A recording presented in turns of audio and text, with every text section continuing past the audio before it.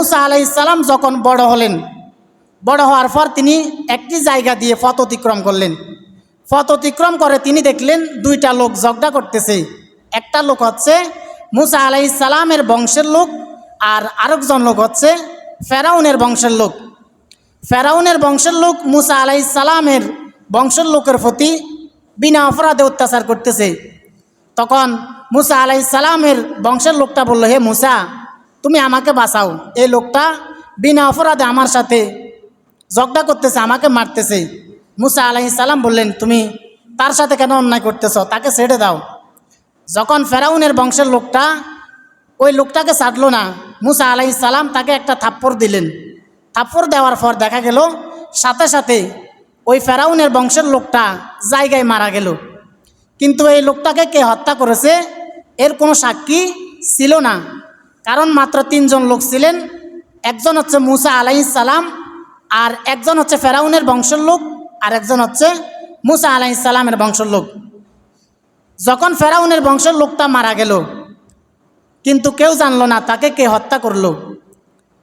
যখন ফেরাউনের কাছে এই খবর গেল ফেরাউনের বংশের একটা লোক মারা গেছে, কিন্তু তাকে কে হত্যা করেছে তার কোনো প্রমাণ পাওয়া যায় না। ফেরাউন তখন বলল, তোমরা হত্যাকারীকে খুঁজে বের করো, আমি অবশ্যই তাকে শাস্তি দিব। পরের দিন মুসা আলাইহিস সালাম আরেকটি রাস্তা দিয়ে পথ অতিক্রম করলেন।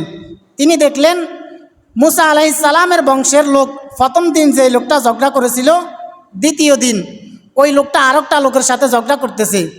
মুসা আলাইহিস সালাম তখন বললেন, তুমি তো আসলে ভালো মানুষ নয়, তোমাকে দেখলাম গতকালকে একটা লোকের সাথে ঝগড়া করতেছ, আজকে আবার আরেকটা লোকের সাথে ঝগড়া করতেছ। মুসা আলাইহিস সালাম তখন রেগে গেলেন। রেগে যাওয়ার পর মুসা আলাইহিস সালামের বংশের লোকটা বলতে লাগলেন, মুসা, তাহলে তুমি কি কালকের ওই লোকটার মতো আমাকে হত্যা করে ফেলবে? যখন বললেন তুমি কি আমাকে হত্যা করে ফেলবে, তখন ফেরাউনের বংশের লোকটা শুনে গেল। শুনে গিয়ে সে ফেরাউনকে গিয়ে বলল, হে ফেরাউন, গতকালকে আমাদের বংশের যে লোকটা মারা গেছে তাকে মুসাই হত্যা করেছে। দেখা গেল ফেরাউন তখন বলল, তোমরা মুসাকে নিয়ে আসো, আমি মুসাকে শাস্তি দিব। এক পর্যায়ে ফেরাউনের রাজদরবারে একটা লোক ছিল, সে মুসা আলাইহিস সালামকে অত্যন্ত ভালোবাসত। সে গোপনে গোপনে মুসা আলাইহিস সালামের কাছে আসলেন, এসে বললেন, মুসা, ফেরাউন তোমাকে হত্যা করার জন্য আদেশ দিয়েছে। ফেরাউনের বংশের লোক তোমাকে যেখানে পাবে তোমাকে নিয়ে হত্যা করে ফেলবে, সুতরাং তুমি মিশর ছেড়ে চলে যাও। মুসা আলাইহিস সালাম তখন সর্বপ্রথম মিশর ছেড়ে মাদায়ানে হিজরত করলেন।